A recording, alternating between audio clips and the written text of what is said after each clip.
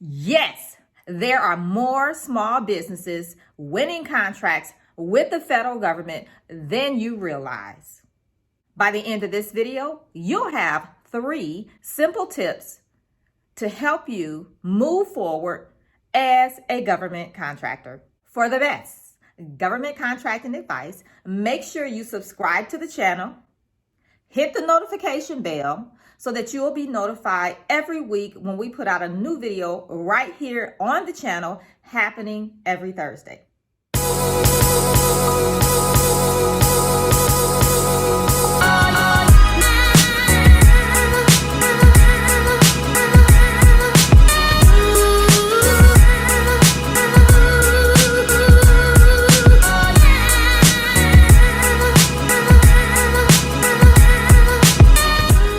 One of the tips that I'll be sharing right here today, when done wrong, can prolong or even crush your chances at winning a contract with the federal government. This is one of the strategies that I walk my clients through inside my 5-part government contracting framework.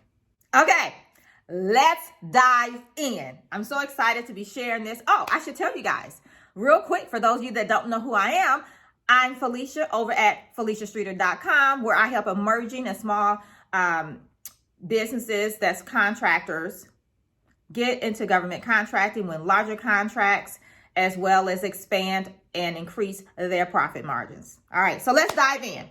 The 3 government contracting tips for small businesses. Are you ready? Today is like a note taker thing. So make sure you're going to take some notes. And not only take notes, you know how I am, you need to implement on the notes things that we're sharing here in order to get results. We're all about results here, not just learning, but implementing. Okay, so here's number 1. Plain and simple. If it was easy, everyone would be doing it. So that's the first thing, to weed out those of you that are not really serious about your business. Okay, here's why I say that. There's a lot of prep work, a lot of foundational things that you need to lay out before you start bidding contracts. People come to me all the time, they're so excited, and they wait and wait and wait, and then it's like, okay, I'm ready to start bidding, I'm ready to start making money, but it's like, pump the brakes. Okay, you have to first lay the foundation. That takes time. Not that it'll take us long to do it, but we still have to wait on the government to do their part as well. So I always encourage people, don't wait until like you're ready and it's really, really, really urgent. Like, oh my gosh, I want to do something in the next 30 days, because it just may not happen. It's possible, but it may not happen. It just depends on some things. And some of it is out of our control. So I always say, come when you've made the decision to say, okay, I want some help and I want to do this, so that we can lay the foundation and you're not stressing with timelines and things like that. Okay. So what I mean by laying the foundation, and if it was easy, everybody would be doing it. You have to get registered to do work with the government. You have to apply for certifications. You need to learn how to read the solicitations, break them down, pull out the requirements, and then in turn, be able to bid on that opportunity, do your pricing. If you have to do schedules of values, a project schedule and things like that, all of that stuff goes into your bid.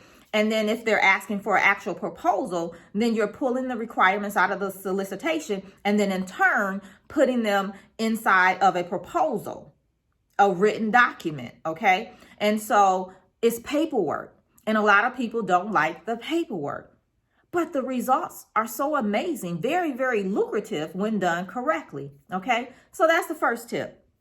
The second tip, number 2, is start where you're at. Not where your friend is at, not where the company down the road is at, but where you are at. Okay, it's very, very important. Think about the size of projects you can handle. What is the dollar value you can handle? And even consider locations. Okay, so all of those things you want to include as you're looking at your business and determining where to start for you. Okay. Time to take action. All right, so I want you to comment below, yes or no, no or yes. Do you know where you'd start with becoming a government contractor? Where would you start? Like, tell us what size projects, dollar value, location. Share it down in the comments. Do you know where you would start? And if you want to give a little bit more detail, feel free to do that as well. I'm down there waiting. This is number 3. By far the most important. I promised I would share that with you, right? So I'm sharing it right here, right now. Your approach will be key to your being able to win a contract with the government, point blank, all in the approach, especially when you're first starting out. People go into it with the wrong approach, and that's why they're not winning contracts. I see people bidding multiple contracts. I have a client that came and said, oh, I bidded 12 contracts.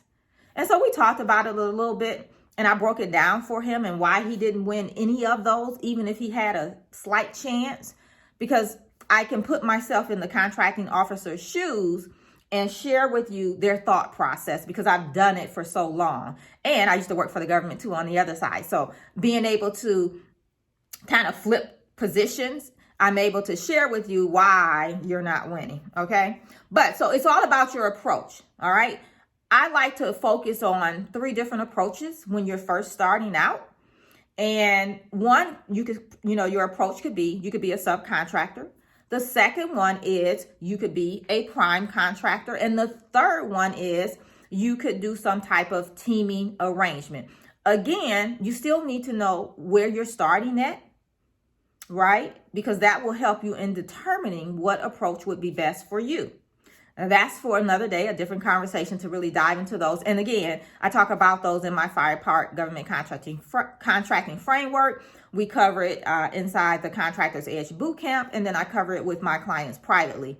But that's a little bit more in-depth analysis to really decide which approach would be best for your business. And it's really an individual thing. As I said, it's not a broad spectrum for everybody. You have to look at your business individually and see where it fits, okay? So there you have it.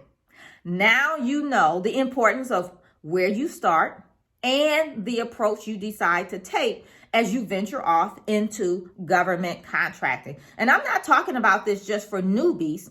This is for my seasoned, emerging small businesses as well. Your approach still matters, okay? And so you want to make sure that whatever your approach is, you have the foundation laid, so when they're looking at your proposal or your bid, they can tell that you're serious about it too. So you want to make sure you're serious about what you're doing when you're venturing off into government contracting, and that is not like just a little side thing for you, okay? Because they can sniff that out like dogs can, okay?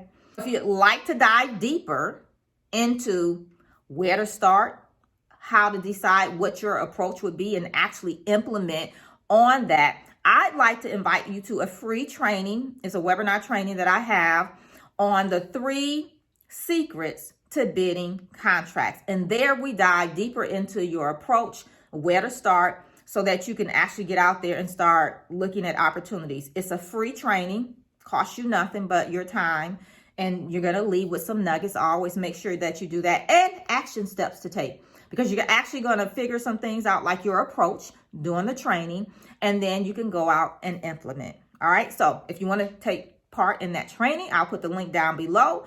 It is FeliciaStreeter.com/training. I'll put the link down below for you guys. All right. So if you like this video, make sure you hit the like button. And if you have not yet subscribed, please do that. Would love to have you joining us back here every week, learning new things that you're actually implementing, because we want to move the needle. We don't want to stay in the same place. So I'm all about action, executing, and implementing. Okay. So there you have it.